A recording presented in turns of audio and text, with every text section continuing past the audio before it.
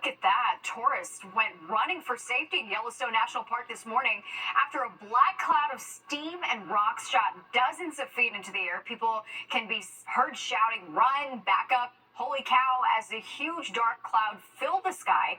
We're told that it was the result of an underground hydrothermal explosion, and it happened just north of the popular tourist attraction Old Faithful. As scary as it looks, thankfully no injuries were reported. All right, let's take a live look outside as we brace